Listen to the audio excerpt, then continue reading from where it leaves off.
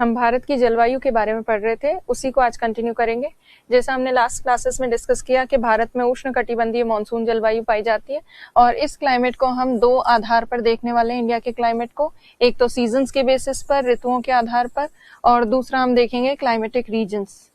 और climatic regions या जलवायु प्रदेश जो हम देखेंगे वो हम कोपेन के जलवायु प्रदेश देखेंगे, क्योंकि कोपेन का ही जलवायु प्रदेश सबसे फेमस है। और एनसीईआरटीज वगैरह में और राजस्थान की जो वो है बोर्ड्स की बुक्स जो हैं उसमें कोपेन का ही वर्गीकरण दे रखा है, इसीलिए ये एग्जाम पॉइंट ऑफ व्यू से आपके लिए यही इंपॉर्टेंट है, तो इसको हम डिस्कस करेंगे। प्लस सीजन्स में हमने विंटर की, शीत ऋतु की जलवायु परिस्थितियां ऑलरेडी देख ली है। ग्रीष्म ऋतु की या समर सीजन की भी क्लाइमेटिक कंडीशंस हमने देख ली है। आज की क्लास में हम दक्षिण पश्चिम मानसून की ऋतु को देखेंगे और उसकी जलवायु परिस्थितियों को देखेंगे, और रिट्रीटिंग मानसून या मानसून के निवर्तन की जो ऋतु है उसकी जलवायु को देखेंगे। तो ये दो क्लाइमेटिक कंडीशंस देखेंगे, जिसके साथ हमारा सीजनल क्लाइमेटिक कंडीशंस जो है वो कंप्लीट हो जाएंगी। ऋतुगत आधार पर जो जलवायु परिस्थितियां देखनी थी वो कंप्लीट हो जाएंगी। और उसके बाद फिर नेक्स्ट क्लास में हम देखेंगे कोपेन का जलवायु वर्गीकरण, और उसी के साथ हमारा जलवायु वाला जो चैप्टर है वो कंप्लीट हो जाएगा। तो अभी हम देखते हैं दक्षिण पश्चिम मानसून की ऋतु। ये देखें, उससे पहले लास्ट क्लास में हमने ग्रीष्म ऋतु डिस्कस की थी, समर सीजन। और समर सीजन में हमने देखा था कि हाई टेम्परेचर, लो प्रेशर और south west monsoon winds summer season में होती हैं, और लू जैसी स्थानीय पवनें भी चलती हैं। और कुछ एक क्षेत्रों में प्री मानसून वर्षा होती है, मानसून पूर्व वर्षा, जैसे चेरी ब्लॉसम और मैंगो शावर या आम्र वर्षा। उसके साथ साथ कुछ एक क्षेत्रों में वज्र तूफान या थंडरस्टॉर्म आते हैं, जिन्हें कहते हैं काल बैसाखी। काल बैसाखी का प्रभाव रहता है वेस्ट बंगाल और असम में, और असम में काल बैसाखी को बारदोली छीड़ा कहते हैं। ये सब हमने लास्ट क्लास में डिस्कस किया। और अब हम डिस्कस करते हैं साउथ वेस्ट मानसून सीजन। देखिए, दक्षिण पश्चिम मानसून की जो ऋतु है ये कौन से महीने में बनती है और क्या इसकी विशेषता है। तो ये जो सीजन है जून, जुलाई, अगस्त के दौरान यही सीजन पाया जाता है, यही ऋतु पाई जाती है। और वास्तव में ये ऋतु जो है ये भारत की वर्षा ऋतु है। वर्षा ऋतु, या इसे हम इंडिया का रेनी सीजन भी कह सकते हैं। रेनी सीजन इसलिए क्योंकि इंडिया में जो वर्षा होती है पूरे साल में, एनुअल रेनफॉल जो होती है, एनुअल रेनफॉल का वार्षिक वर्षा का 80% भाग इसी सीजन में जून, जुलाई, अगस्त के दौरान प्राप्त होती है। इसीलिए ये इंडिया की मानसून जलवायु वर्षा या मानसून वर्षा वाला क्षेत्र या जलवायु वाला ऋतु माना जाता है। तो अब ये मानसून वाला जो सीजन है ये बनता क्यों है?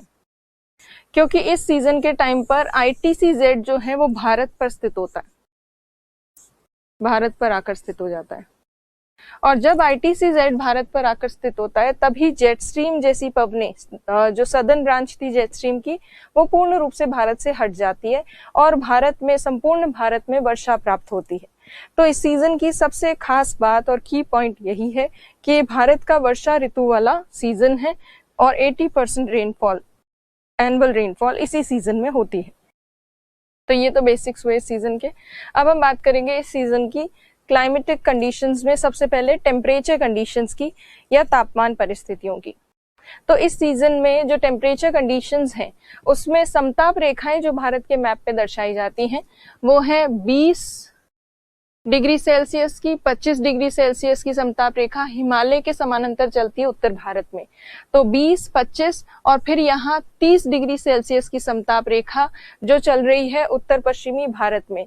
और जिस तरह से 20, 25 और 30 डिग्री की समताप रेखाएं आइसोथर्म लाइंस नॉर्थ इंडिया में है, वैसी ही आइसोथर्म लाइंस आपको साउथ इंडिया में भी देखने को मिलती है 20, 25 और 30 डिग्री सेल्सियस की। इसको हम अगर सिंपली ड्रॉ करें, इसमें अगर आपको टिपिकल लग रहा है तो सिंपल सा ड्रॉ इस तरह से किया जा सकता है। आपको बस 20, 25, 30 याद रखना है। उत्तर भारत में भी 20, 25, 30 और दक्षिण भारत में भी 20, 25, 30। तो देखिए, उत्तर भारत में 20, 25 और 30 और दक्षिण भारत में भी 20, 25 और 30। ये याद रखना आपको, 20, 25, 30, 20, 25, 30 डिग्री सेल्सियस की आइसोथर्म लाइंस या समताप रेखाएं। तो भारत में तापमान परिस्थितियां हमें लगभग 25 से 30 डिग्री सेल्सियस के आसपास या कुछ एक क्षेत्रों में 30 डिग्री से ज्यादा भी हो सकती हैं। तो इतना टेम्परेचर कंडीशंस इंडिया में होती हैं। तो इस ऋतु के शुरुआत में तापमान उच्च होता है, हाई होता है टेम्परेचर, पर जब वर्षा प्राप्त होती है तो वर्षा के बाद थोड़ा सा तापमान कम हो जाता है। तो वर्षा के बाद तापमान में 5 डिग्री से लेकर 8 डिग्री सेल्सियस तक की कमी आ जाती है, कम हो जाता है टेम्परेचर। जितना भी, जहां पर भी जितना भी टेम्परेचर है, जैसे मान लीजिए किसी जगह 30 डिग्री सेल्सियस टेम्परेचर है तो बारिश के बाद वहां पे 25 डिग्री सेल्सियस हो जाता है। तो जितने भी टेम्परेचर है वो थोड़ा सा रिड्यूस हो जाता है फर्स्ट रेनफॉल के बाद या वर्षा के बाद। तो इस तरह से ये सीजन की मेन चीज है। हालांकि तापमान उच्च ही होता है, उच्च तापमान केवल वर्षा के बाद थोड़ा सा कम होता है।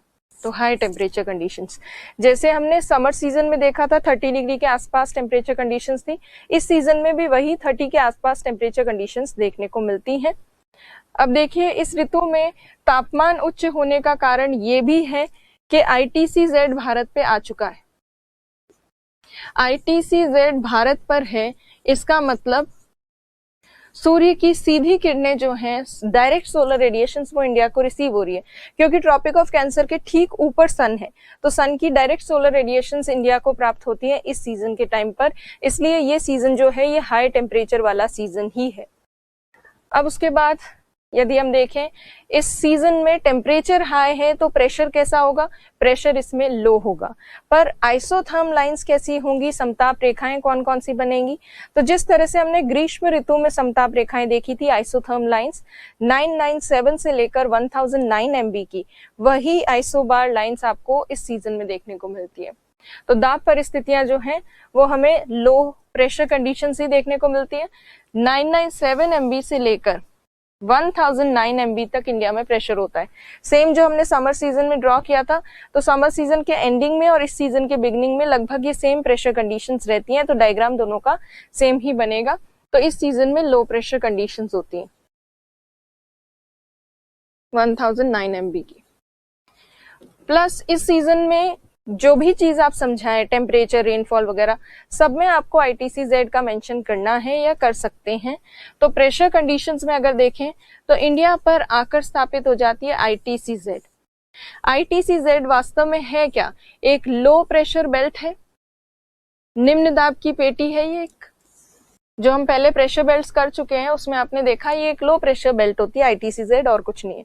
तो भारत पर ITC-Z के रूप में एक लो प्रेशर की बेल्ट आकर स्थापित हो जाती है, निम्न दाब की पेटी, इसे निम्न दाब द्रोणी भी कहा जाता है, निम्न दाब द्रोणी।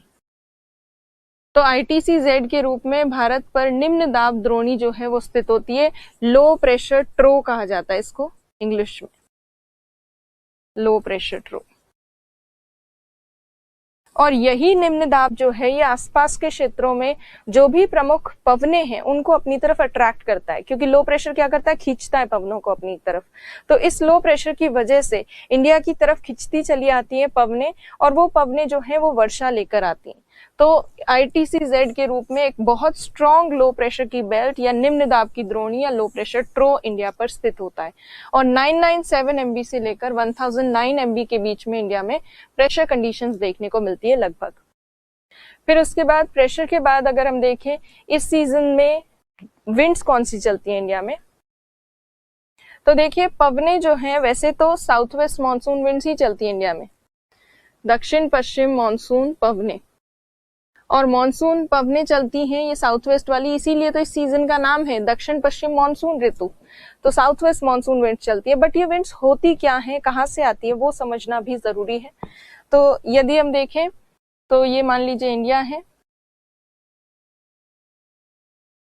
और इंडिया में ITC-Z आकर स्थापित हो चुका है, और ITC-Z जब इंडिया पे आ गया है तो दक्षिणी गोलार्ध की जो व्यापारिक पवनें हैं, ट्रेड विंड्स, वो इंडिया की तरफ अट्रैक्ट होंगी। ये मान लीजिए इंडिया के नीचे 0 डिग्री है विषुवत रेखा, और इंडिया के ऊपर क्योंकि ITC-Z आकर स्थापित हो चुका है, ITC-Z, इसीलिए दक्षिणी गोलार्ध में कहाँ स्थापित है ITC-Z, 20 से 25 डिग्री नॉर्थ लैटिट्यूड, उत्तरी अक्षांश। सदर्न हेमिस्फेयर में STHPB स्थित है, उपोष्ण कटिबंधीय उच्च दाब पेटी, ये 10 से 15 डिग्री दक्षिणी गोलार्ध में स्थित है। इस STHPB से इस ITC-Z की तरफ विंड्स चलती हैं, पवनें चलती हैं, जो कि जब सदर्न हेमिस्फेयर में होती है तो लेफ्ट साइड डिफ्लेक्ट होती है, बाईं ओर मुड़ती हैं, और जैसे ही ये नॉर्दर्न हेमिस्फेयर में आती हैं उत्तरी गोलार्ध में, वैसे ही ये राइट साइड टर्न होके भारत की तरफ इस तरह से चलने लगती है। सो पहले ये लेफ्ट साइड में डिफ्लेक्ट हो रही थी और नॉर्दर्न हेमिस्फेयर में एंटर होते ही राइट साइड में टर्न हो गई। राइट साइड में टर्न होते ही ये क्या बन गई, दक्षिण पश्चिम मानसून पवनें बन गई। और ये जो साउथ वेस्ट मानसून विंड्स हैं जो इंडिया की तरफ चल रही हैं, ये पवनें भारत में मॉइस्चर लेकर आती हैं, नमी लेकर आती हैं, और ये आर्द्रता युक्त पवनें जो हैं यही भारत में वर्षा करवाती हैं। तो इस सीजन में जो दक्षिण पश्चिम मानसून पवनें चल रही हैं वो वास्तव में दक्षिणी गोलार्ध की व्यापारिक पवनें होती हैं, ट्रेड विंड्स होती हैं, जो हेमिस्फेयर चेंज करके गोलार्ध को बदलकर इंडिया की तरफ आती हैं, क्योंकि ये दाईं ओर मुड़ जाती हैं। तो इन पवनों का मुख्यतः प्रभाव भारत पर देखने को मिलता है, और यही पवनें जो हैं आर्द्रता युक्त होने के कारण भारत में वर्षा करती हैं काफी भारी। तो ये विंड्स देख लिया हमने। पवनों के बाद अब हम बात करें कि मॉनसून वर्षा किस तरह से होती है और क्या होती है। तो ये आर्द्रता युक्त पवनें होती हैं, इसीलिए इस सीजन में हमारे यहाँ पर काफी अधिक वर्षा प्राप्त होती है, और लगभग वार्षिक वर्षा का 80% भाग इसी सीजन में हमें प्राप्त होता है, वो भी दक्षिण पश्चिम मानसून पवनों के माध्यम से। ये जो वर्षा हो रही है, ये वर्षा दक्षिण पश्चिम मानसून पवनों से जब इस सीजन में सबसे पहले वर्षा स्टार्ट होती है, शुरू होती है जब, तो प्रारंभ में सबसे पहली वर्षा जब स्टार्ट होती है इंडिया में, तो वो एकदम से अचानक से आंधी तूफान और बादल के गरजने और बिजली के कड़कने के साथ वर्षा प्रारंभ होती है। थंडरस्टॉर्म और लाइटनिंग के साथ एकदम से बारिश शुरू होती है, और वो जो सडन बारिश शुरू होना होता है, एकदम से रेनी सीजन स्टार्ट हो जाता है, सडनली बारिश बहुत तेज होती है, तो उसे कहा जाता है burst of monsoon. Burst of monsoon, Hindi में उसे कहा जाता है मॉनसून का प्रस्फोट, मॉनसून प्रस्फोट। तो ये जो मॉनसून प्रस्फोट टर्म है या बर्स्ट ऑफ मॉनसून है, ये आपके 2 मार्क्स में कहीं पे भी पूछा जा सकता है। तो मॉनसून का प्रस्फोट किसे कहा जाता है, जब मॉनसून ऋतु में सबसे पहले वर्षा बादल के गरजने और बिजली के कड़कने के साथ जैसे ही वर्षा प्रारंभ होती है, तो उसे कहा जाता है मॉनसून का प्रस्फोट या बर्स्ट ऑफ मॉनसून। और ये जो मॉनसून रेनफॉल इंडिया में रिसीव हो रही है, ये जून जुलाई अगस्त के महीने में प्राप्त होती है, पर हर एक क्षेत्र में अलग अलग टाइम पे स्टार्ट होती है ये रेनफॉल। अंडमान निकोबार जो द्वीप समूह है, उसमें 25 मई के आसपास अंडमान निकोबार आइलैंड ग्रुप में वर्षा शुरू हो जाती है। और इंडिया का जो मेनलैंड है, द्वीपों पर तो 25 मई के आसपास शुरू हो जाती है। मुख्य भूभाग जो है भारत का, उसमें सबसे पहले वर्षा होती है मलाबार तट पर। मलाबार तट मतलब केरल का जो कोस्टल रीजन है, वहां सबसे पहले बारिश शुरू होती है, और वो शुरू होती है 1 जून को। तो 1 जून को इंडिया के मुख्य भूभाग में वर्षा प्रारंभ हो जाती है, और उसी 1 जून को शाम होते होते बारिश उत्तर पूर्वी भारत में भी होने लगती है। नॉर्थ ईस्ट इंडिया जो है, मेघालय त्रिपुरा मिजोरम वाला कुछ भाग, वहां पर भी बारिश शुरू हो जाती है सेम तारीख को, 1 जून को ही। पर पहले कहाँ होती है, पहले सुबह मलाबार तट में होती है, और शाम होते होते उत्तर पूर्वी राज्यों में भी होने लगती है। फिर 5 जून के आसपास प्रायद्वीपीय भारत का आधा भाग जो है वो वर्षा स्टार्ट हो जाती है हाफ पार्ट में। मतलब 5 जून तक मॉनसून कवर कर लेता है हाफ ऑफ पेनिनसुलर इंडिया, और पूरे जो नॉर्थ ईस्टर्न स्टेट्स हैं वो भी कवर हो जाते हैं 5 जून तक। मतलब 5 जून तक वर्षा शुरू हो जाती है पूरे नॉर्थ ईस्टर्न स्टेट्स में। तो 1 जून को एंटर किया रेनफॉल ने मलाबार तट में और उत्तर पूर्वी राज्यों में, मेघालय त्रिपुरा मिजोरम वाले पार्ट में। 5 जून को पेनिनसुलर इंडिया का हाफ पार्ट कवर हो गया, और नॉर्थ ईस्टर्न इंडिया पूरा कवर हो गया। उसके बाद 10 जून को वर्षा प्रारंभ हो जाती है मुंबई में, महाराष्ट्र, यहाँ पर तेलंगाना और छत्तीसगढ़, उड़ीसा और पश्चिम बंगाल, झारखंड और उसके साथ साथ बिहार में 10 जून के आसपास इन सब राज्यों में वर्षा शुरू हो जाती है। फिर उसके बाद 15 जून को वर्षा जो है उसका आगमन होता है गुजरात में। ये देखिए राजस्थान, जहां कर्क रेखा गुजरती है, राजस्थान के बिल्कुल दक्षिणी भाग से डूंगरपुर बांसवाड़ा वाला, वहां पे बारिश होना शुरू हो जाती है। तो राजस्थान में भी वर्षा प्रवेश करती है कितनी तारीख से, 15 जून से। और फिर ये वर्षा एमपी में भी शुरू हो जाती है और यूपी में भी शुरू हो जाती है। तो एमपी, यूपी, गुजरात, राजस्थान, इनमें वर्षा शुरू हो जाती है 15 जून से, और 1 जुलाई से वर्षा जो है वो शुरू हो जाती है बिल्कुल पश्चिमी कच्छ का जो प्रायद्वीप है, कच्छ पेनिनसुला, वहां पर, पश्चिमी राजस्थान में और पंजाब हरियाणा में, यहाँ शुरू हो जाती है 1 जुलाई से। और 15 जुलाई होते होते ऑलमोस्ट पूरा इंडिया कवर हो जाता है, सब जगह थोड़ी थोड़ी बारिश होना शुरू हो जाती है। तो इंडिया में जो वर्षा होना प्रारंभ होती है वो 25 मई से अंडमान निकोबार द्वीप समूह से वर्षा होना प्रारंभ होती है और 15 जुलाई तक संपूर्ण भारत में वर्षा होने लगती है। तो 25 से 15 जुलाई के बीच में इन मॉनसून पवनों ने पूरा इंडिया कवर कर लिया, वहां पे बारिश कर रही है। खास आपके लिए राजस्थान के पॉइंट ऑफ व्यू से जो इम्पोर्टेंट है कि राजस्थान में वर्षा कब से प्रारंभ होती है, कौन सी तारीख से, तो 15 जून से राजस्थान में रेनफॉल शुरू हो जाती है। इंडिया के मेनलैंड में कब से होती है, तो 1 जून से होती है। कहां से, मलाबार तट से। और संपूर्ण भारत में 25 मई से अंडमान निकोबार द्वीप समूह से वर्षा प्रारंभ होती है। तो मॉनसून ऋतु में आपको ये मॉनसून का जो आगमन की तिथियां हैं, मतलब date of arrival of monsoon, ये 25, 1, 5 जून, 10 जून, ये इसका एक मैप बनाना जरूरी होता है जब भी इस सीजन को डिफाइन करते हैं तब। अब ये जो मॉनसून की जो ये डेट्स है अराइवल ऑफ मॉनसून की, मॉनसून के आगमन की तिथियां, इसमें थोड़े बहुत अभी रिसेंटली इंडियन मीटरोलॉजिकल डिपार्टमेंट ने, भारत के मौसम विभाग जो है, उन्होंने, मौसम विभाग ने नई डेट्स जारी की हैं 2020 में, 2020 में। और ये जो नई डेट्स हैं उनमें कोई बहुत ज्यादा चेंजेस नहीं है, थोड़ा बहुत रीजनल बेसिस पे थोड़ा बहुत चेंजेस है। बाकी मलाबार तट पे तो वही 1 जून से ही वर्षा प्रारंभ होती है, पर कुछ एक स्थानों पर थोड़े बहुत डेट में डिफरेंस है। स्पेशली राजस्थान में जो वर्षा का आगमन है उसकी डेट में थोड़ा सा चेंज हो गया है। और राजस्थान में वर्षा के आगमन में अब जो है 15 जून को वर्षा का आगमन नहीं माना जाता राजस्थान में, 1 जुलाई से वर्षा का आगमन माना जाता है। तो थोड़ी बहुत डेट्स चेंज हुई हैं, बाकी अभी तक जितनी जो डेट चल रही थी वो ये वाली है, इतने सालों से जो चल रही थी। तो अब देखिए ये अराइवल ऑफ मॉनसून और बर्स्ट ऑफ मॉनसून, ये दोनों चीजें आपको समझ में आ गई होंगी।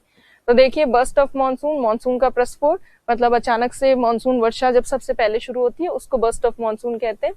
25 मई से वर्षा अंडमान निकोबार में शुरू होती है, 1 जून से मलाबार तट में, 15 जून से राजस्थान में। न्यू डेट क्या हो गई है, 1 जुलाई, राजस्थान के अंदर वर्षा के आगमन की। नई डेट का मैप देखिए, normal onset progress of south west monsoon winds, existing dates तो आपको ये रेड डॉट से दिख रही है, न्यू डेट्स जो है वो ब्लैक लाइन से आपको दिख रही होंगी। तो यहाँ डेट्स में कोई खास ज्यादा परिवर्तन नहीं है। आप अगर देखें मलाबार तट में वही 1 जून से ही वर्षा शुरू हो रही है, ये ब्लैक लाइन जो है ये नया डेटा है, तो वही 1 जून से ही वर्षा प्रारंभ हो रही है।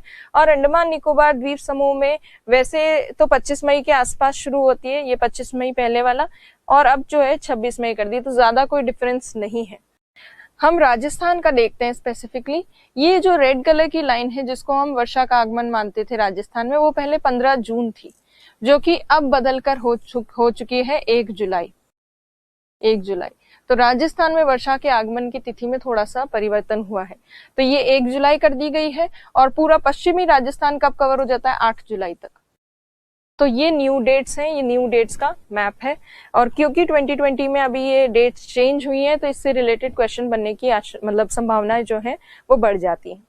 अब भारत में ये जो वर्षा हो रही है मॉनसून पवनों से, ये 2 शाखाओं के द्वारा हो रही है, 2 ब्रांचेस हैं मॉनसून की जिनके थ्रू ये वर्षा प्राप्त हो रही है। अब ये कौन सी ब्रांचेस हैं वो देखिए, एक तो है अरेबियन सी ब्रांच, अरब सागर की शाखा मॉनसून पवनों की, दूसरी है मॉनसून पवनों की बंगाल की खाड़ी की शाखा, bay of Bengal branch. Arabian sea branch में 3 सब ब्रांचेस हैं, 3 उप शाखाएं हैं, जिसमें सबसे उत्तरी शाखा का नाम है हिमाचल शाखा, बीच वाली जो शाखा है ब्रांच, मिडिल ब्रांच जिसको कहते हैं मध्य शाखा, उसका नाम है छोटा नागपुर शाखा, और सबसे दक्षिणी शाखा जो है उसका नाम है पश्चिमी घाट शाखा या वेस्टर्न घाट ब्रांच। तो ये 3 सब ब्रांचेस हैं। बंगाल की खाड़ी की जो शाखा है उसकी 2 सब ब्रांचेस हैं, जिसमें है उत्तरी मैदानी शाखा और पूर्वी शाखा। तो इस तरह से इनको सब ब्रांचेस में भी बांटा गया है, उप शाखाओं में, और इनकी जो उप शाखाएं हैं उनको हम एक एक करके अभी डिस्कस करते हैं। सबसे पहले अरेबियन सी, अरब सागर की उपशाखाओं को, इनको डिस्कस करेंगे तीनों को, हिमाचल, छोटा नागपुर और पश्चिमी घाट शाखा। अब देखिए इन शाखाओं को डिस्कस करें उसके लिए आपको कुछ माउंटेन्स के बारे में पता होना चाहिए। ये है हिमालय पर्वत, हिमालयन माउंटेन। ये है अरावली पर्वत, अरावली। ये है विंध्याचल, ये है सतपुरा और ये है वेस्टर्न घाट। तो ये कुछ पर्वत हैं। अब देखिए मॉनसून पवनों की शाखा को देखते हैं, ब्रांचेस को। तो सबसे पहले यदि देखें तो ये अरेबियन सी जो है इसमें से 3 ब्रांचेस निकलकर और भारत की तरफ जाती हैं, और जो 3 ब्रांचेस जाती है उनके नाम हैं। एक शाखा जो यहाँ से होते हुए गुजरती है, ये वाली ब्रांच जो जाती है काठियावाड़ और कच्छ प्रायद्वीप से होते हुए वेस्टर्न राजस्थान को क्रॉस करके और पंजाब हरियाणा तक जो जाती है, इस ब्रांच को कहा जाता है हिमाचल शाखा। ये है हिमाचल शाखा, हिमाचल ब्रांच। इस हिमाचल शाखा का एक और नाम है, इसे उत्तरी शाखा भी कहा जाता है, नदन ब्रांच भी कहते हैं। तो सबसे पहले इस नदन ब्रांच को डिस्कस करते हैं। तो ये जो नदन ब्रांच है, नदन ब्रांच उत्तरी शाखा, ये उत्तरी शाखा मुख्यतः काठियावाड़ प्रायद्वीप से, काठियावाड़ पेनिनसुला जो है वहां से इंडिया में एंटर करती है अरब सागर से, और कच्छ के प्रायद्वीप को भी क्रॉस करती है। कच्छ जो पेनिनसुला है, तो कच्छ और काठियावाड़ प्रायद्वीप से होते हुए ये जाती है पश्चिमी राजस्थान, वेस्टर्न राजस्थान। और पश्चिमी राजस्थान में जब ये जाती है शाखा, तो ये अरावली पर्वत के समानांतर चलती है, बिल्कुल पैरेलल चलती है, जैसा कि आपको यहाँ ये डायग्राम में दिख रहा है, बिल्कुल समानांतर चलते हुए ये जा रही है। तो ये शाखा क्योंकि अरावली पर्वत के समानांतर चल रही है, इसलिए अरावली माउंटेन इसको रोकता नहीं है, और रोक नहीं पाता तो ये बिना वर्षा किए, बहुत कम बारिश किए सीधी निकल जाती है पश्चिमी राजस्थान के ऊपर से और पंजाब हरियाणा की तरफ चली जाती है। तो पैरेलल लोकेटेड है इसके, पैरेलल टू अरावली माउंटेन, या अरावली पर्वत के समानांतर स्थित है, जिसकी वजह से बहुत कम बारिश करती है। और जब ये शाखा पंजाब और हरियाणा में जाती है, तो पंजाब हरियाणा में जाने के बाद ये बंगाल की खाड़ी की शाखा से मिलती है, बे ऑफ बंगाल की जो ब्रांच है उससे मिलती है। अब कौन सी शाखा से मिलती है, तो देखिए बंगाल की खाड़ी की एक शाखा यहाँ से आती है जिसे कहते हैं उत्तरी मैदानी शाखा। उस उत्तरी मैदानी शाखा से ये जाकर मिलती है अरेबियन सी ब्रांच की, ये सबसे उत्तरी शाखा जिसे हिमाचल शाखा कहते हैं, ये मिलती है पंजाब हरियाणा वाले क्षेत्र में।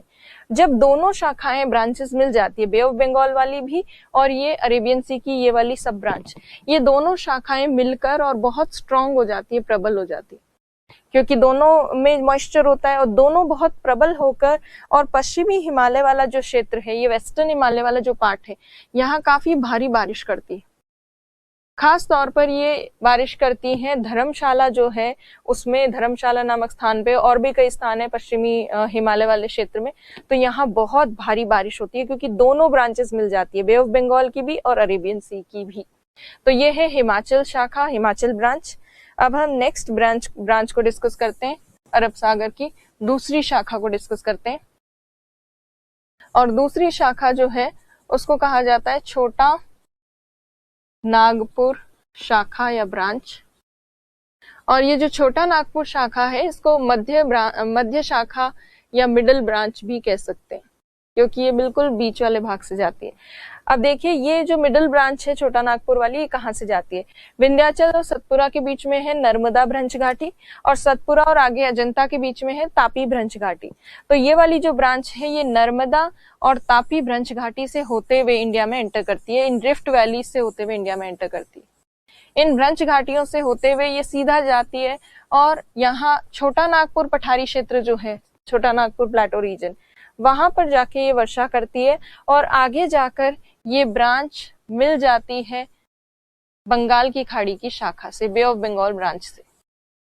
तो क्योंकि ये ब्रांच जो है ये मध्यवर्ती भारत में, सेंट्रल इंडिया में, खासतौर पर छोटा नागपुर पठारी क्षेत्र और वहां पे बारिश कर रही है, इसलिए इसको छोटा नागपुर शाखा कहा जाता है। अब ये कहाँ पर मिलती है बंगाल की खाड़ी की शाखा से, तो ये बे ऑफ बंगाल ब्रांच से मिलती है बिहार में। जैसे ये वाली मिल रही थी पंजाब हरियाणा में, वैसे ये मध्यवर्ती शाखा जो है ये बिहार में जाकर मिलती है बंगाल की खाड़ी की शाखा से। और बे ऑफ बंगाल की कौन सी ब्रांच से मिलती है, उत्तरी मैदानी शाखा से मिलती है। तो ये हो गई दूसरी मिडिल ब्रांच जो है। तो ये नर्मदा और तापी, इनकी जो ब्रंच घाटी है रिफ्ट वैली उससे होकर गुजरती है। अगर इनकी ब्रंच घाटी नहीं होती तो शायद ये मानसून पवनों की शाखा सेंट्रल इंडिया में मध्यवर्ती भारत में प्रवेश नहीं कर पाती और शायद ये एरिया शुष्क रह जाता, ड्राई रह जाता। तो ये ब्रांच बारिश कहाँ करती है? सेंट्रल इंडिया में। यहाँ पे काफी सारे पर्वतीय क्षेत्र हैं, छोटी मोटी पहाड़ियां हैं, पठार हैं, वहां पर ये जाकर टकराती है मानसून विंड्स और वहां बारिश करती है अच्छी खासी। तो ये दूसरी ब्रांच हो गई। अब हम बात करेंगे छोटा नागपुर शाखा तो हमने देख ली। अब हम बात करेंगे तीसरी शाखा की, थर्ड ब्रांच जो है वेस्टर्न घाट ब्रांच, पश्चिमी घाट शाखा। पश्चिमी घाट शाखा जो है ये यहाँ सबसे दक्षिण में देखने को मिलती है, सबसे सदर्न पार्ट है अरेबियन सी ब्रांच का। और ये जो है ये सीधे आकर टकराती है वेस्टर्न घाट से, पश्चिमी घाट से, इसीलिए शाखा का नाम पश्चिमी घाट शाखा रखा गया है। हालांकि इसे अरब सागर की दक्षिणी शाखा भी कहा जाता है क्योंकि सबसे साउथ में ये नॉर्थ है ब्रांच, ये मिडल है और ये साउथ ब्रांच है, तो इसे सदर्न ब्रांच भी कह सकते हैं, दक्षिणी शाखा भी कह सकते हैं अरब सागर की। अब ये शाखा क्या करती है, जब ये वेस्टर्न घाट से टकराती है पश्चिमी घाट, तो ये मॉनसून विंड्स की ये ब्रांच जो है ये इस वेस्टर्न घाट के वेस्टर्न स्लोप से टकराकर और सीधा ऊपर चढ़ती है और ये मॉइस्चर लेकर आती है अरेबियन सी से और ऊपर चढ़ जाती है।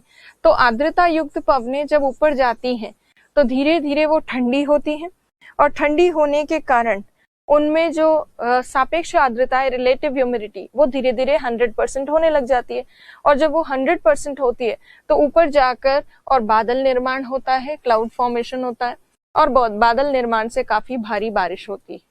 तो ये वेस्टर्न घाट की जो ब्रांच है, पश्चिमी घाट की शाखा, इस पश्चिमी घाट शाखा के कारण पश्चिमी घाट के पश्चिमी ढाल पर भारी वर्षा प्राप्त होती है। लगभग 200 से 400 सेंटीमीटर के आसपास बारिश होती है। उसके बाद क्योंकि वेस्टर्न घाट के वेस्टर्न स्लोप्स पे ही, पश्चिमी ढाल पर ही काफी भारी बारिश हो गई, इसलिए जब ये पवनें थोड़ा बहुत आगे की तरफ जाती हैं और पूर्वी भाग की तरफ जाती हैं, ईस्टर्न स्लोप की तरफ वेस्टर्न घाट के, तो वहां वो बहुत कम बारिश कर पाती हैं और इसीलिए वेस्टर्न घाट का जो ईस्टर्न स्लोप है वहां थोड़ी बहुत बारिश प्राप्त होती है, ज्यादा नहीं प्राप्त होती। और जब ये पवनें इधर ईस्टर्न स्लोप की तरफ आ रही होती है तो वो नीचे डिसेंड कर रही होती है, उतर रही होती है।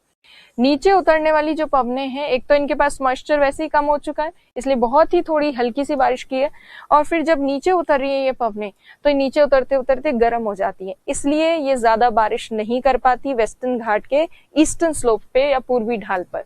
इसीलिए पश्चिमी घाट के पीछे की तरफ पूर्व में वृष्टि छाया क्षेत्र का निर्माण होता है। वृष्टि छाया क्षेत्र या रेन शैडो रीजन जिसे कहते हैं, उसका निर्माण होता है। तो ये वृष्टि छाया क्षेत्र या रेन शैडो रीजन बनता है और इस रेन शैडो रीजन की वजह से ये जो पेनिनसुलर इंडिया का ये जो आंतरिक भाग है, यहाँ अर्ध शुष्क परिस्थितियां पाई जाती है, सेमी एरिड कंडीशंस होती हैं। अब ये जो ऊपर चढ़ती है पश्चिमी घाट के पश्चिमी ढाल के सहारे, तो ये पवनें कितना ऊपर चढ़ती हैं, तो जितनी वेस्टर्न घाट की हाइट होगी, जहां पर जितना ऊंचा पर्वत होगा उतना ऊंचा चढ़ेगी, पर लगभग औसत स्तर पे, एवरेज बेसिस पे देखें तो ये विंड्स, पवनें जो ऊपर चढ़ती हैं, ये 900 से 1200 मीटर के आसपास ऊपर चढ़ती हैं पश्चिमी घाट के पश्चिमी ढाल के सहारे और फिर बारिश करती है। तो ये काफी भारी वर्षा करने वाली शाखा है, ये जो दक्षिणी शाखा है वेस्टर्न घाट ब्रांच, क्योंकि तट के बिल्कुल नजदीक है और कोस्ट के पास ही एक सतत पर्वत श्रेणी या कंटिन्यूस माउंटेन रेंज मिलने की वजह से वहीं पर वो मानसून विंड्स रुक जाती हैं और माउंटेन के सहारे ऊपर की तरफ चढ़ती हैं, पर्वत के सहारे ऊपर की तरफ चढ़ती हैं, जिसकी वजह से वर्षा प्राप्त होती है। पर्वत के बीच में आने से जो वर्षा प्राप्त होती है उसे कहते हैं ओरोग्राफिक रेनफॉल या पर्वतीय वर्षा। एक होती है संवहनीय वर्षा, जिसमें संवहन के माध्यम से कन्वेक्शन के थ्रू एयर ऊपर जाती है, ऊपर जाके बादल बनाती है और बारिश करती है। और जहां पर पर्वत बीच में अवरोध के जैसे उत्पन्न होता है करता है, तो फिर वो पर्वत के ढाल के सहारे ऊपर चढ़ती है पवने, और जब पर्वत के ढाल के सहारे ऊपर चढ़ती है और फिर बारिश होती है तो उसे ओरोग्राफिक रेनफॉल कहते हैं या पर्वतीय वर्षा कहते हैं। तो वेस्टर्न घाट वाले रीजन में काफी भारी ओरोग्राफिक रेनफॉल होती है या पर्वतीय वर्षा होती है। और ये जो है सबसे ज्यादा वर्षा करती है अरब सागर की जितनी तीनों शाखाएं हैं उनमें सबसे ज्यादा वेस्टर्न घाट ब्रांच जो है वो भारी बारिश करती है। तो ये हो गई अरब सागर की शाखाएं, 3 शाखाएं हमने देख ली है। एक तो उत्तरी शाखा, एक ये मध्यवर्ती शाखा और ये दक्षिणी शाखा जिसे पश्चिमी घाट शाखा भी कहते हैं। अब हम बात करेंगे बंगाल की खाड़ी की जो शाखाएं हैं, 2 ब्रांचेस बे ऑफ बंगाल की। और बंगाल की खाड़ी की जो 2 शाखाएं हैं, सबसे पहले बे ऑफ बंगाल ब्रांच जब जाती है तो वो भी इस तरह से दक्षिण पश्चिम से उत्तर पूर्व की तरफ जाती है। और ये जब बंगाल की खाड़ी की शाखा दक्षिण पश्चिम से उत्तर पूर्व की तरफ जाती है तो ये वैसे तो भारत में नहीं आती, क्योंकि ये भारत का जो पूर्वी तट है उसके समानांतर चल रही है, पैरेलल चलती है, तो इसीलिए पूर्वी तट के समानांतर चलते हुए सीधा आगे जा सकती थी बिना वर्षा किए। परंतु होता क्या है, यहाँ पर अराकन योमा पर्वत स्थित है। अराकन योमा पर्वत कौन से देश में है? म्यांमार में। तो अराकन योमा पर्वत से ये टकराती है बंगाल की खाड़ी की शाखा और इंडिया की तरफ विक्षेपित हो जाती है, मतलब मुड़ जाती है। तो ये भारत की तरफ मुड़ जाती है इसकी कुछ ब्रांच, और भारत की तरफ मुड़ते ही ये जाती है सीधा और हिमालय पर्वत से टकराती है। और इंडिया में एंटर कौन से राज्य से करती हैं? तो ये भारत में प्रवेश करती हैं पश्चिम बंगाल से, वेस्ट बंगाल से। तो पश्चिम बंगाल से एंटर करती हैं। और पश्चिम बंगाल से जब ये प्रवेश करती हैं तो ये कौन सी दिशा से प्रवेश कर रही हैं? आमतौर पर जितनी भी मानसून पवनें आप देख रहे हैं वो दक्षिण पश्चिम दिशा से आ रही हैं भारत की तरफ, साउथ वेस्ट डायरेक्शन से आ रही है इंडिया की तरफ। जबकि ये बे ऑफ बंगाल की ब्रांच जब इंडिया में एंटर करती है तो ये एंटर करती है दक्षिण पूर्वी दिशा से, साउथ ईस्टर्न डायरेक्शन से इंडिया की तरफ एंटर करिए, साउथ ईस्ट से। तो दक्षिण पूर्वी दिशा से ये भारत में एंटर करती है और जैसे ही प्रवेश करती है सामने है हिमालय पर्वत।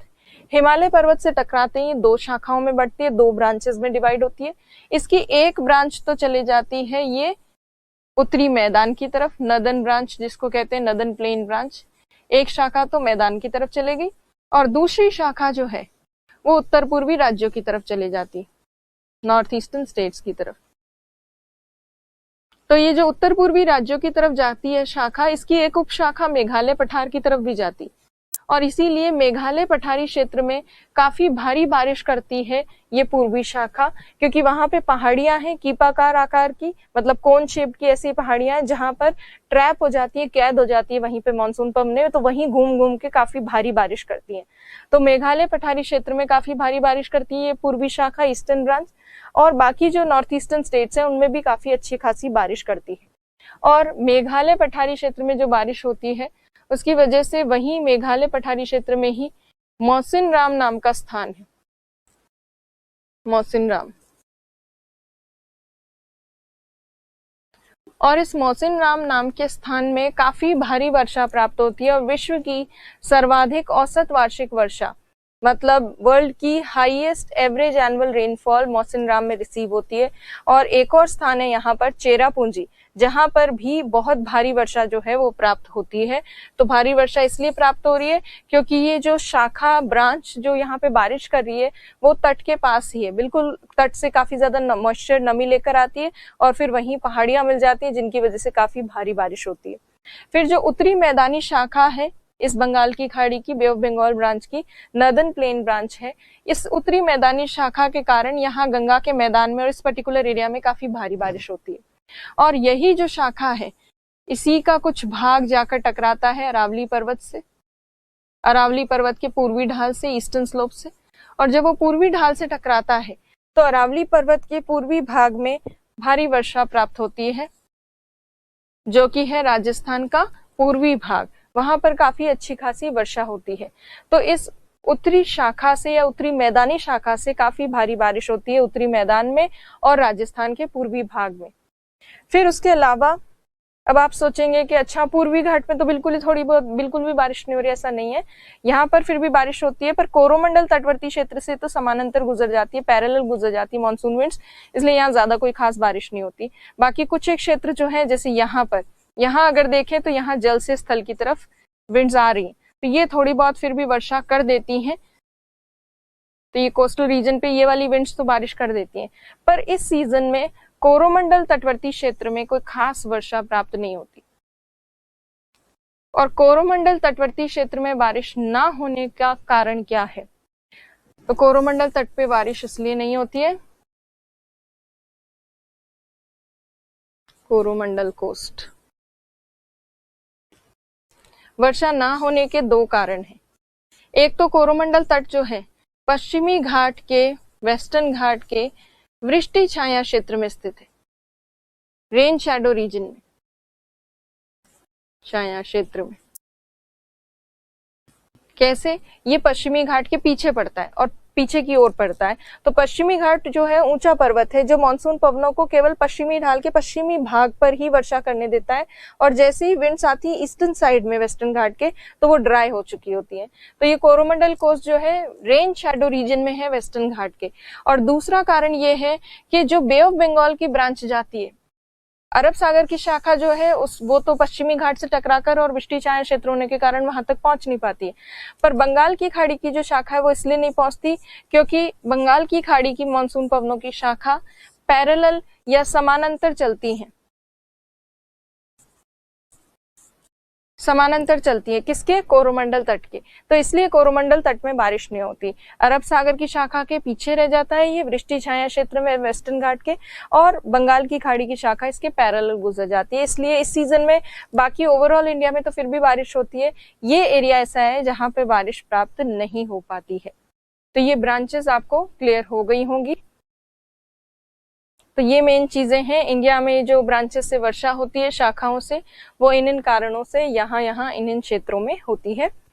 अब देखिए भारत में जो वर्षा प्राप्त होती है इस सीजन में, उसका एक वर्षा का हम एक प्रॉपर मैप के थ्रू डिस्ट्रीब्यूशन बता सकते हैं, वितरण में यदि हम देखें, कुछ एक क्षेत्र ऐसे हैं जहां पे भारी वर्षा प्राप्त होती है, जैसे कि ये वाला क्षेत्र पश्चिमी घाट वाला, मेघालय पठार वाला क्षेत्र, उत्तर पूर्वी राज्यों में सिक्किम, अरुणाचल प्रदेश और ये नॉर्थ ईस्टर्न वाले, ये वाले हिमालय वाले पार्ट, यहाँ पे भारी बारिश होती है।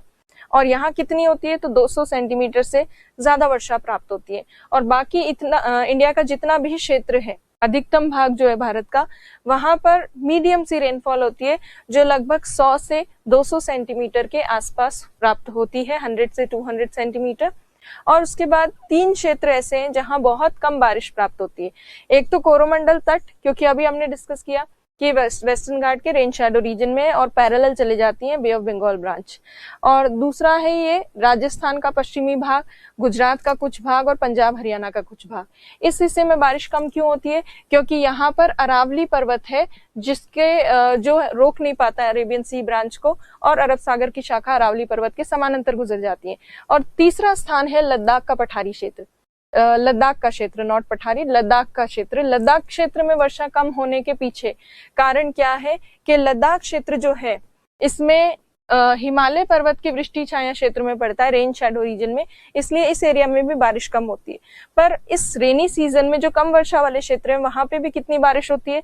40 सेंटीमीटर से थोड़ी कम प्राप्त होती है वर्षा, बट फिर भी 30-40 के आसपास तो प्राप्त हो ही जाती है। तो ये जो है ये मानसून का वर्षा का वितरण है इस सीजन में, जो आपको ध्यान होना चाहिए।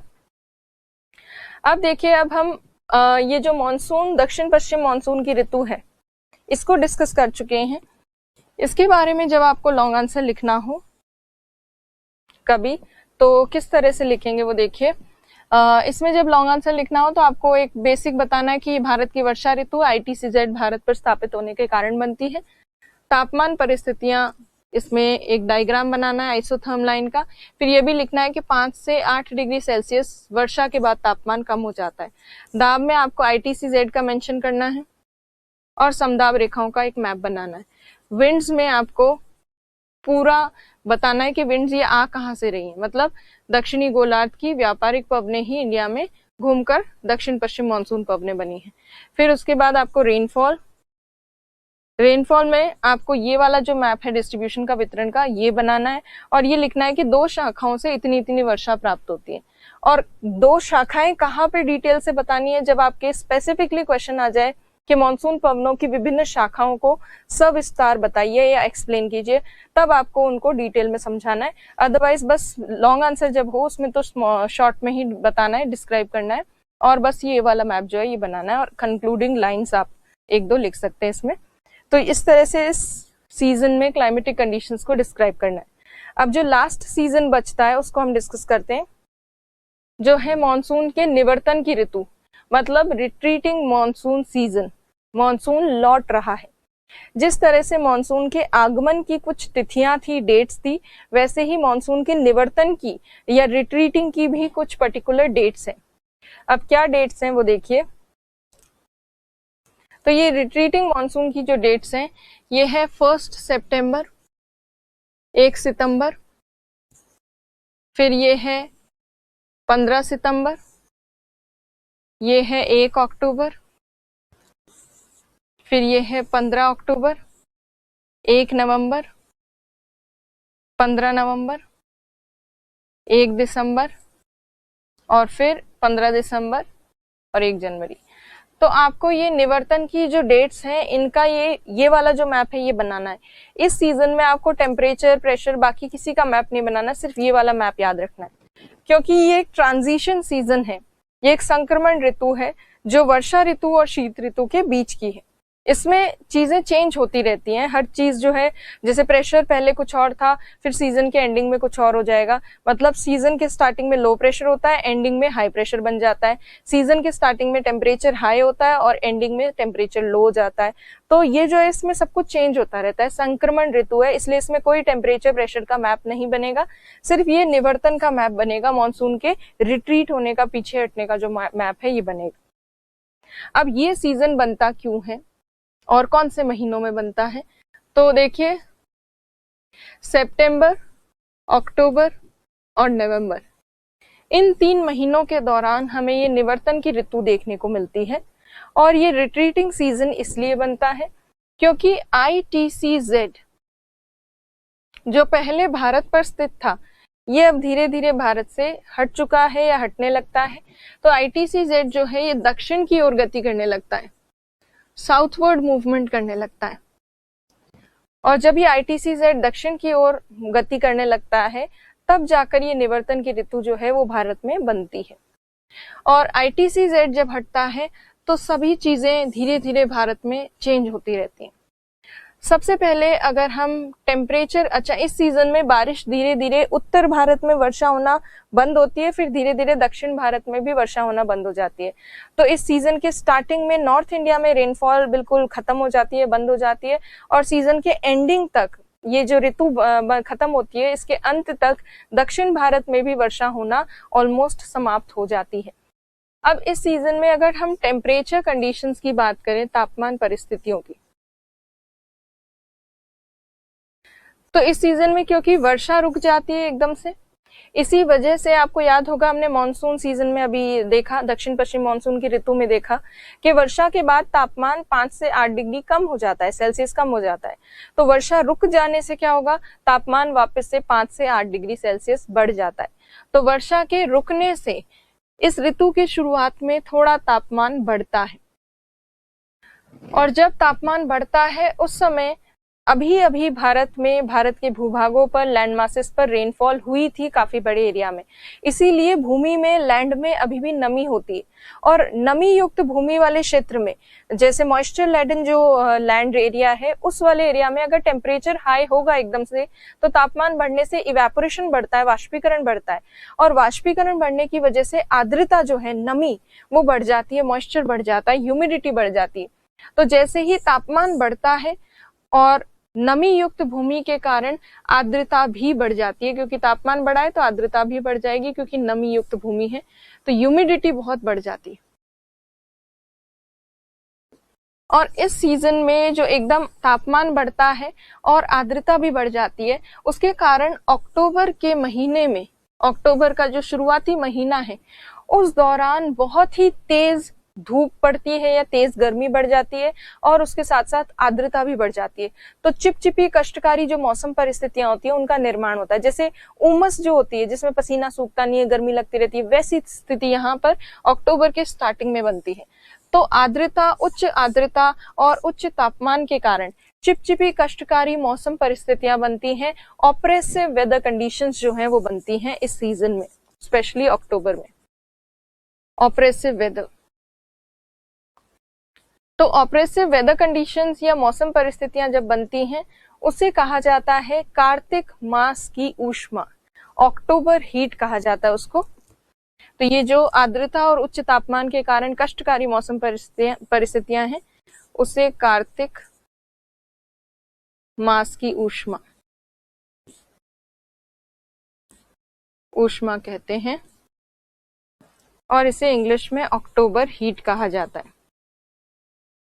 तो ये अक्टूबर हीट का क्वेश्चन बन सकता है 2 मार्क्स में या 5 नंबर। तो अक्टूबर हीट या कार्तिक मास की ऊष्मा क्या होती है? मॉनसून के निवर्तन की ऋतु के दौरान अक्टूबर महीने के शुरुआती कुछ दिनों में अचानक से तापमान एवं आर्द्रता बढ़ती है, जिसके कारण चिपचिपी कष्टकारी मौसम परिस्थितियों का निर्माण होता है। उसी को कार्तिक मास की ऊष्मा कहा जाता है। Oppressive weather conditions in the beginning of October month due to high temperature and high humidity is called October heat. और फिर अक्टूबर के स्टार्टिंग में तो ये टेम्परेचर बढ़ता है, पर अक्टूबर के अंत तक एंडिंग में धीरे धीरे तापमान कम होने लगता है और नवंबर जो है मिड नवंबर या नवंबर के मध्य तक तापमान काफी ज्यादा कम हो जाता है। और जब तापमान कम हो जाता है नवंबर मध्य तक तो शीत ऋतु के लिए अनुकूल परिस्थितियां धीरे धीरे बन जाती है, क्योंकि ITCZ और सूर्य जो है सन वो धीरे धीरे सदर्न हेमिस्फीयर की तरफ चला जाता है, इसीलिए भारत में टेम्परेचर धीरे धीरे कम होने लग जाता है। तो मध्य नवंबर के आसपास शीत ऋतु के लिए अनुकूल परिस्थितियां बन जाती है। तो इस ऋतु में वर्षा ऋतु से शीत ऋतु के बीच में संक्रमण ऋतु है। वर्षा ऋतु में जो उच्च तापमान था वो धीरे धीरे निम्न तापमान में परिवर्तित होता है और शीत ऋतु के लिए अनुकूल परिस्थितियां बनती है इस ऋतु के दौरान, इस सीजन के टाइम पर। तो ये टेम्परेचर कंडीशंस है जिसमें आपको ये बताना है कि शुरू में बढ़ा, अंत में कम हो गया, और जब बढ़ा तो ये कार्तिक मास की ऊष्मा कहलाया। तो ये इसके तापमान परिस्थितियां हैं इस सीजन की। अब प्रेशर कंडीशंस की अगर बात करें, दाब परिस्थितियां, तो इस सीजन के स्टार्टिंग में शुरुआत का जो महीने थे इस ऋतु के, उस दौरान तो भारत पर लो प्रेशर कंडीशंस थी, क्योंकि इससे ठीक पहले रेनी सीजन था इंडिया में और पहले ITCZ भी इंडिया में था। तो ये लो प्रेशर जो है धीरे धीरे इस लो प्रेशर के स्थान पर हाई प्रेशर इंडिया में स्थापित होने लगता है। तो इस सीजन के स्टार्टिंग में तो पूरे इंडिया पर लो प्रेशर था और फिर बाद में क्या होता है, इस सीजन के मिड टाइम में या इस ऋतु के मध्य भाग में उत्तर भारत जो है वहां पर तो हाई प्रेशर स्थापित हो जाता है और दक्षिण भारत में अभी भी लो प्रेशर होता है।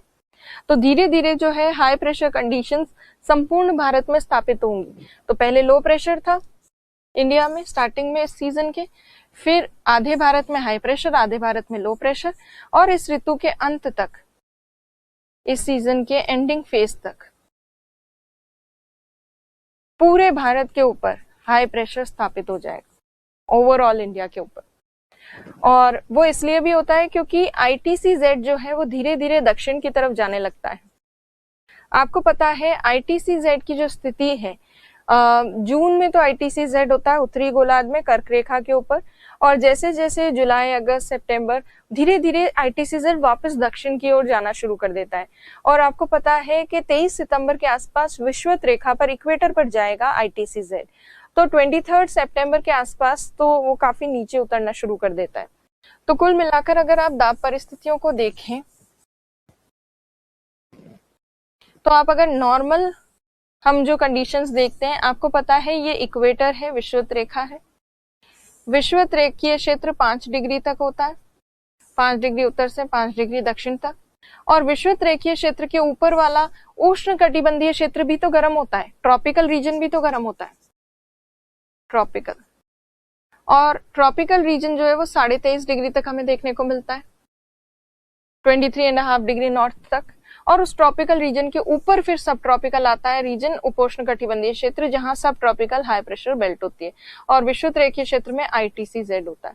तो ITCZ और STHPB के बीच में, सब ट्रॉपिकल बेल्ट के बीच में क्या देखने को मिलता है? उष्ण कटिबंधीय क्षेत्र, ट्रॉपिकल रीजन, जो कि गर्म होता है। इसका मतलब केवल ITCZ के भारत से हट जाने पर, ओनली ITCZ इंडिया से रिमूव हो जाए, उससे लो प्रेशर इंडिया से हटता नहीं है। इंडिया से लो प्रेशर तब हटेगा जब पूरा ये ट्रॉपिकल जोन वाला एरिया जो है वो भी इंडिया से हटे, तब जाकर इंडिया से लो प्रेशर कंप्लीटली हटेगा। इसका मतलब ITCZ के ऊपर, मतलब ITCZ के ऊपर लगभग 20 डिग्री सेल्सियस तक भी लो प्रेशर रहता है। तो लो प्रेशर केवल ITCZ से ही नहीं हटता है, ITCZ वाला तो लो प्रेशर है ही है, ITCZ के ऊपर 20 डिग्रियां भी जो भी है ना, वो वहां पर भी हमें लो प्रेशर कंडीशंस देखने को मिलती। तो अब होता क्या है, इंडिया से ITCZ जब हटा सितंबर के महीने में, तो ITCZ काफी नीचे उतर जाता है। मान लीजिए यहां पर आ गया है ITCZ, और फिर और आगे चला जाएगा कुछ समय बाद, सितंबर के एंडिंग टाइम में और नीचे चला जाएगा ITCZ मिड ऑफ सितंबर में। और जब ITCZ नीचे उतरता है तब ये अंडमान द्वीप समूह पे, अंडमान निकोबार आइलैंड ग्रुप जो है, यहाँ पे काफी इंटेंस लो प्रेशर बनाता है। फिर कुछ समय बाद 23 सितंबर पे तो ITCZ कहाँ चले जाएगा? ITCZ 23 सितंबर पे 0 डिग्री पे चले जाएगा विषुवत रेखा पर। और जब 23 सितंबर के आसपास, 23 सितंबर के आसपास 0 डिग्री पर ITCZ होगा, तब भी संपूर्ण भारत पर लो प्रेशर कंडीशंस, संपूर्ण भारत पर हाई प्रेशर कंडीशंस नहीं बनेगी। क्यों नहीं बनेगी? क्योंकि ITCZ के ऊपर वाला 20 डिग्री जो अक्षांशीय क्षेत्र है, ITCZ के ऊपर भी 20 डिग्री लैटिट्यूड्स तक तो आपको क्या देखने को मिलता है? लो प्रेशर ही देखने को मिलता है। इसलिए अभी भी इंडिया पर लो प्रेशर रहेगा। फिर ITCZ सितंबर के बाद क्या करेगा? सदर्न हेमिस्फीयर में, दक्षिणी गोलार्ध में चला जाएगा। और जब ये दक्षिणी गोलार्ध में जाएगा तो ये इंडिया के ऊपर जो लो प्रेशर बना ये और साउथ में जाएगा। तो ये सदर्न हेमिस्फीयर में गया ITCZ, अब इंडिया के केवल इतने से भाग पे लो प्रेशर है, बाकी पूरे इंडिया पे हाई प्रेशर है। फिर थोड़ा ITCZ और नीचे खिसकेगा, तब क्या होगा? ITCZ और नीचे खिसकेगा तो संपूर्ण भारत से लो प्रेशर हट जाएगा और ITCZ जो है वो पूर्ण रूप से दक्षिणी गोलार्ध की तरफ चला जाएगा। तो जब ITCZ धीरे धीरे धीरे नीचे जाता है, तब जाके इंडिया के ऊपर से लो प्रेशर हटना शुरू करता है और हाई प्रेशर इंडिया के ऊपर आना शुरू करता है। तो इस ऋतु में दाब परिस्थितियों की अगर हम बात करें, प्रेशर कंडीशंस की, तो प्रेशर कंडीशंस धीरे धीरे लो प्रेशर से हाई प्रेशर की कंडीशंस बनती है, निम्न दाब से उच्च दाब की परिस्थितियां बनती हैं। और ये जो परिस्थितियों में परिवर्तन होता है, दाब में परिवर्तन होता है, ये ITCZ के खिसकने के कारण होता है और भारत से सूर्य के हटने के कारण होता है। तो ये हो गई प्रेशर कंडीशंस। अब विंड्स की अगर बात करें, पवने, तो इस सीजन में कोई फिक्स्ड विंड्स जो है वो नहीं चलती, विंड्स भी ट्रांजिशन स्टेज में होती हैं। मतलब धीरे धीरे भारत पर जो दक्षिण पश्चिम मानसून पवनें चला करती थी, साउथ वेस्ट मानसून विंड्स, उनके स्थान पर धीरे धीरे भारत में उत्तर पूर्वी मानसून पवनें स्थापित होने लगती, नॉर्थ ईस्ट मानसून विंड्स। तो इस सीजन के स्टार्टिंग में तो पूरे इंडिया पे दक्षिण पश्चिम मानसून पवनों का प्रभाव रहता है। फिर साउथ वेस्ट मानसून विंड्स तो धीरे धीरे साउथ में जाने लगती है, नीचे खिसकने लगती है, और उनके स्थान पर ऊपर की तरफ उत्तर भारत में कौन प्रभावी होने लगती है? उत्तर पूर्वी मानसून पवनें। क्योंकि अब STHPB भी नीचे खिसक रहा है, साउथ की तरफ आ रहा है, इंडिया के ऊपर आकर स्थापित होगा कुछ समय बाद। तो इसीलिए धीरे धीरे दक्षिण पश्चिम मानसून पवनें भारत से प्रभाव हटाती है और भारत पर प्रभाव डालना शुरू कर देती हैं। कौन सी पवनें? उत्तर पूर्वी मानसून पवनें। तो इस ऋतु के सीजन के मिड में हमें नॉर्थ ईस्ट मानसून विंड्स और साउथ वेस्ट मानसून विंड्स दोनों का ही थोड़ा थोड़ा प्रभाव इंडिया पे देखने को मिलता है। पर इस ऋतु के अंत में, इस सीजन के एंडिंग में, संपूर्ण भारत पर स्थापित हो जाती हैं उत्तर पूर्वी मानसून पवनें। नॉर्थ ईस्ट मानसून विंड्स पूरे इंडिया पर आकर स्टैब्लिश हो जाती हैं, क्योंकि पूरे इंडिया पर बन चुका होता है हाई प्रेशर।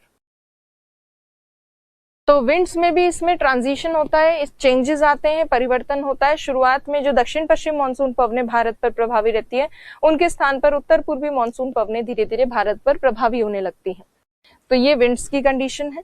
रेनफॉल की अगर बात करें तो धीरे धीरे ITCZ के भारत से हटने की वजह से दक्षिण पश्चिम मानसून पवनें भी भारत से हटती हैं और साउथ वेस्ट मानसून विंड्स जैसे जैसे भारत से हटती हैं तो भारत में होने वाली वर्षा धीरे धीरे समाप्त हो जाती है। तो वैसे तो इस सीजन में भारत में होने वाली वर्षा समाप्त हो जाती है क्योंकि मानसून लौट जाता है, मानसून का निवर्तन हो जाता है, परंतु इस सीजन में चक्रवाती वर्षा प्राप्त होती है कुछ एक स्थानों पर। चक्रवाती वर्षा, साइक्लोनिक रेनफॉल। और ये कौन से साइक्लोन्स हैं? उष्ण कटिबंधीय चक्रवातों के कारण वर्षा होती है। ट्रॉपिकल साइक्लोन्स के कारण कुछ एक क्षेत्रों में वर्षा प्राप्त हो रही है। तो ये उष्ण कटिबंधीय चक्रवात जो है ये कब बनते हैं? ये अक्टूबर और नवंबर महीने में सबसे ज्यादा बनते हैं और इनका प्रभाव मोस्टली इंडिया के ईस्टर्न कोस्ट पे रहता है, पूर्वी तट पे रहता है। तो देखिए इस सीजन में जैसे मैंने अभी आपको थोड़ी देर पहले बताया, अंडमान निकोबार द्वीप समूह जो है उन पे काफी इंटेंस लो प्रेशर बनता है, निम्न दाब बनता है, इसीलिए इन द्वीपों के कारण यहाँ पर चक्रवात बनते हैं इस सीजन में। और ये चक्रवात पूर्वा पवनों के प्रभाव के कारण आगे आते हैं और आकर टकराते हैं किससे? भारत के पूर्वी तट से, ईस्टर्न कोस्ट जो है उससे टकराते हैं। तो इस सीजन में वैसे तो संपूर्ण भारत में धीरे धीरे वर्षा होना समाप्त हो जाती है, पर चक्रवातों के कारण, साइक्लोन्स की वजह से पूर्वी तट पर काफी भारी वर्षा होती है इस ऋतु में। जैसे कि उड़ीसा में, पश्चिम बंगाल के कुछ क्षेत्र में, आंध्र प्रदेश में और कोरोमंडल तटवर्ती क्षेत्र में या तमिलनाडु का जो कोस्टल रीजन है वहां काफी भारी बारिश होती है चक्रवातों के कारण इस सीजन में। तो इंडिया में चक्रवात गर्मियों में नहीं बनते, अप्रैल, मई, जून, जुलाई में नहीं बनते। कब बनते? अक्टूबर नवंबर में ज्यादा बनते। हालांकि अप्रैल और मई में भी कुछ एक छोटे मोटे चक्रवात, साइक्लोन्स फिर भी बन जाते हैं, पर ज्यादा नंबर ऑफ साइक्लोन्स हमें कब देखने को मिलते हैं? अक्टूबर से नवंबर महीने के बीच में। तो इस सीजन में हमने देखा कि हर एक चीज जो है वो चेंज हो रही है, टेम्परेचर हो, प्रेशर हो, विंड्स हो, चाहे रेनफॉल की कंडीशंस हो। टेम्परेचर में हमने देखा शुरू में तापमान उच्च होता है, अंत में तापमान कम हो जाता है, टेम्परेचर रिड्यूस हो जाता है। प्रेशर में हमने देखा शुरू में प्रेशर लो प्रेशर होता है इंडिया पर, धीरे धीरे उसके स्थान पर हाई प्रेशर आकर स्थापित होता है। विंड्स में हमने देखा शुरू में इंडिया पर दक्षिण पश्चिम मानसून पवनें होती है, इस ऋतु के अंत तक उत्तर पूर्वी मानसून पवनें भारत पर स्थापित हो जाती है। वर्षा में हमने देखा धीरे धीरे भारत में वर्षा होना समाप्त हो जाती है, पर पूर्वी तट पर चक्रवात के कारण वर्षा प्राप्त होती है। तो ये इस सीजन की मेन चीजें। इस सीजन में केवल आपको यही मैप ड्रॉ करना है, यही मैप याद रखना है। तो ये मैप जो है ये मॉनसून के निवर्तन को दर्शाता है, लौट रहा जो है मानसून इंडिया से जो लौट रहा है उसके बारे में बताता है, प्लस किस तरह से प्रेशर कंडीशंस, विंड्स वगैरह सब धीरे धीरे इंडिया से लौट रही है। उत्तर भारत में पहले हाई प्रेशर कंडीशन स्थापित होंगी और दक्षिण भारत में धीरे धीरे बाद में हाई प्रेशर कंडीशन स्थापित होती है। तो ये मॉनसून के निवर्तन की ऋतु हो गई।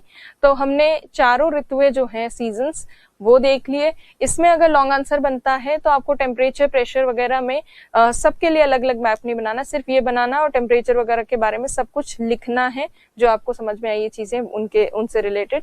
तो ये हो गई हमारी सीजनल क्लाइमेटिक कंडीशंस।